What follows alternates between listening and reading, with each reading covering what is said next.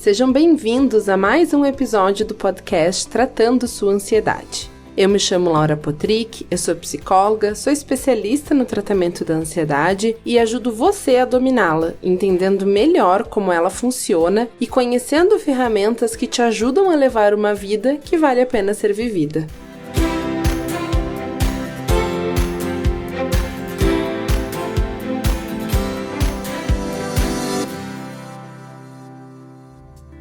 Seguindo então mais um episódio da série Pense Leve, onde eu trago para vocês a importância de entender o impacto dos nossos pensamentos na nossa ansiedade e principalmente na nossa mente. No primeiro episódio, se você ainda não ouviu e não assistiu, convido que você o faça, a gente falou, eu trouxe para você o quanto o pensamento e o nosso humor, as nossas emoções estão interligados e um impacta no outro. E lá no início do episódio eu falei que pensamento, humor, as emoções, comportamento, reações físicas e o ambiente estão 100% interligados e que quando a gente muda um desses itens, a gente também acaba mudando todo o circuito aí, tá interligado. E aí, hoje eu trago então pra você, nesse segundo episódio, a relação do pensamento e do comportamento. Lembrando sempre que as emoções estão junto, a gente vai somando coisas aí dentro toda essa cadeia que envolve a nossa forma de pensar, a nossa mente como um todo. Então, olha só,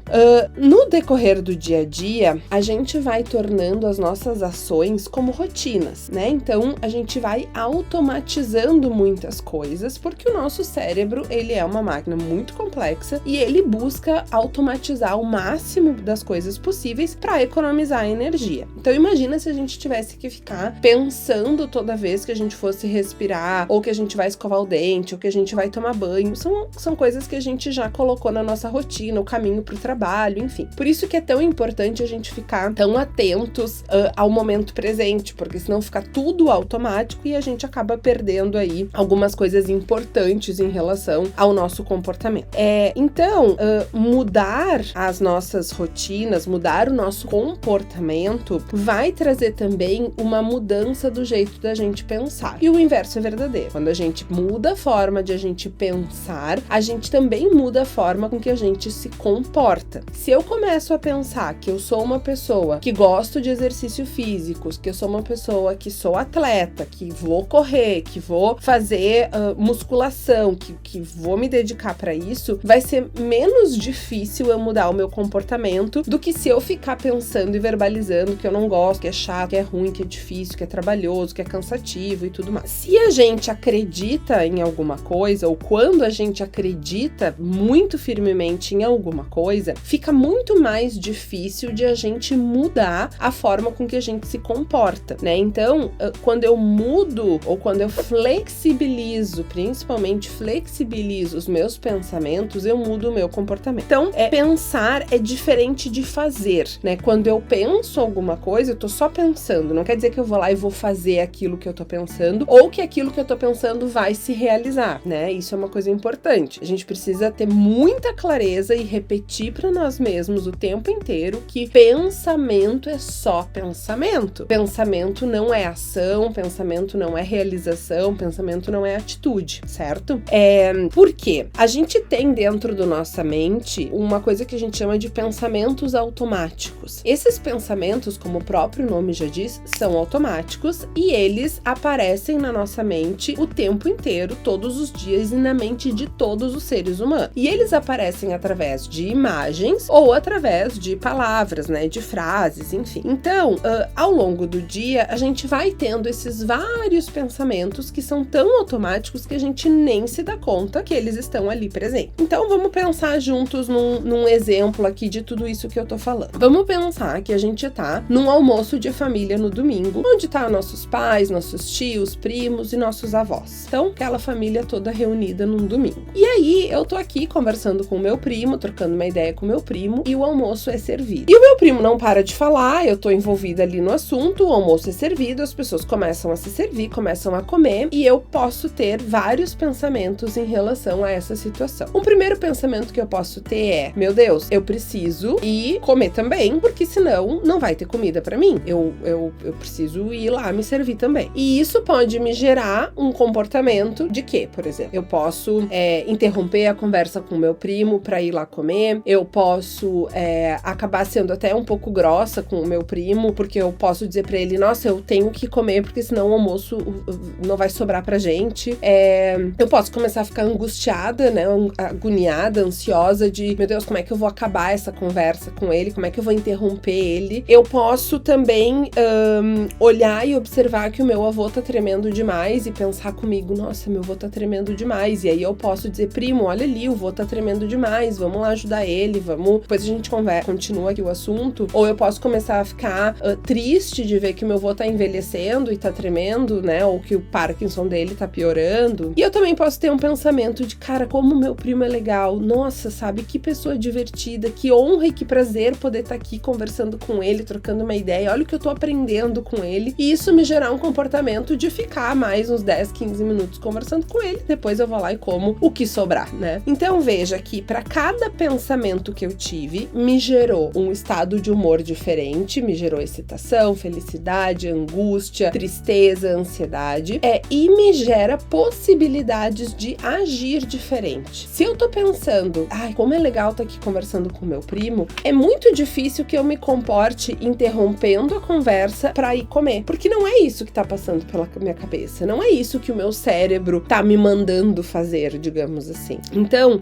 junto dos pensamentos automáticos que alimentam o nosso comportamento, a gente tem crenças muito fortes e muito enraizadas. São verdades absolutas que a gente tem sobre nós mesmos. Então, eu posso ter uma verdade absoluta sobre mim mesma, onde eu penso, eu sou inteligente, ou eu posso pensar que eu sou fraca, eu sou feia, eu sou bonita. Então, são crenças a respeito de mim. Eu tenho crenças, né? Nós, seres humanos, temos crenças a respeito dos outros, né? Então, eu posso pensar, as mulheres são fortes, os homens são machistas, o outro é perigoso, o outro é amoroso. Então, eu tenho essas verdades absolutas sobre outras pessoas. E eu tenho crenças muito fortes, verdades absolutas sobre a vida em geral, né? Então, eu posso ter uma verdade absoluta sobre a vida que é assim, depois da tempestade vem a calmaria. E todos esses jargões que a gente tem em relação à vida são verdades que a gente carrega a respeito da vida. Então, eu posso pensar, o mundo é perigoso, eu posso pensar que,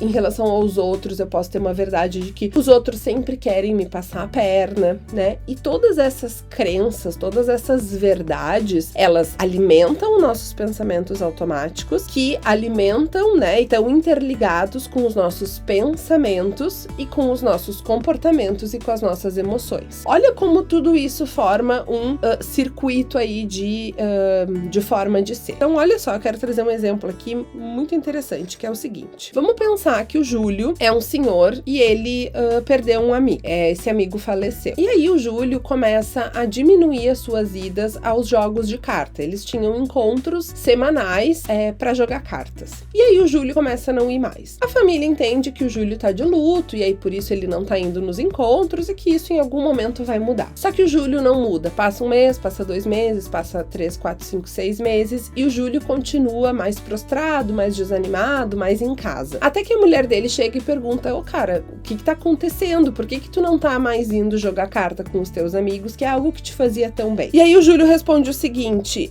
pra que eu vou ir? Na idade que a gente tá, todos estão morrendo. E aí isso mostra uma verdade que ele tem a respeito do mundo e a respeito da vida, né? Que é assim, bom, a gente tá velho mesmo, o primeiro já morreu, daqui a pouco já vai morrer todos os outros, por que eu vou continuar indo num lugar onde vai me trazer mais tristeza do que prazer e alegria? E aí a mulher fica indignada, mas como assim, homem, né? Tu tá vivo ainda, segue aproveitando a vida enquanto a vida existir, enfim, né? E aí ele não consegue explicar muito bem o que é esse desânimo, o que é essa falta de vontade dele de ir, ele não consegue explicar muito bem o que tá deixando ele tão cabisbaixo. Até que ele vai buscar ajuda, ele, né, busca uma terapia, enfim, e aí ele descobre lá pelas tantas que ele carrega uma verdade absoluta que é a seguinte. O pai dele dizia pra ele o seguinte, brinque com seus amigos enquanto há sol, porque quando o sol se pôr, você precisa ir pra casa sozinho. O que isso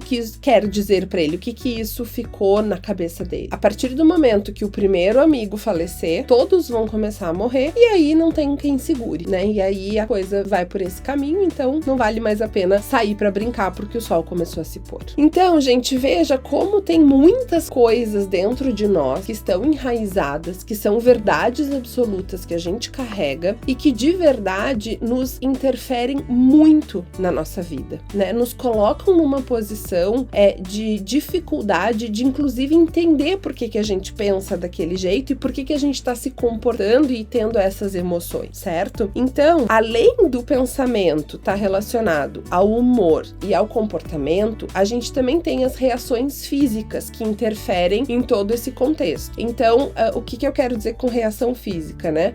Vou trazer um outro exemplo. Meu coração começa a acelerar, começa a bater mais forte. Aí eu penso, tô tendo um ataque cardíaco. Aí eu começo a ter a respiração com dificuldade. Eu começo a respirar mais devagar, o meu coração acelera mais ainda e eu começo a pensar, vou morrer, tô perdendo o controle. E aí eu aumento todas as minhas reações físicas do corpo, né? Eu começo a suar, eu começo a tremer, eu começo a chorar e isso me gera um ataque de pânico. Então veja que nesse exemplo que eu trouxe, uma reação física somada a um pensamento e somado de repente a um ambiente, ao fato de eu estar sozinha no ambiente quando tudo isso começar, ou eu estar na academia onde eu não conheço ninguém, por exemplo, e me sentir sozinha, pode desencadear uma crise de ansiedade sem uma justificativa, porque afinal de contas eu tô tendo ali só o coração que acelerou porque eu tava fazendo esteira, porque eu recebi uma ligação de uma coisa muito importante que eu tava esperando, né? Então, gente, o que eu quero trazer pra você aqui é mudar a forma de pensar e mudar a forma que a gente se comporta vai ajudar, né? Vai ser crucial, vai ser fundamental pra mudar a forma com que a ansiedade se instaura na nossa vida. Então, quanto mais você conseguir considerar outras possibilidades de se comportar e de pensar, maior vai ser a chance de a sua ansiedade ficar muito mais equilibrada e ter menos crises, por exemplo. Espero ter te ajudado a entender um pouquinho mais sobre a influência disso tudo nas nossas emoções e no próximo episódio a gente continua com esse mesmo tema. Até breve!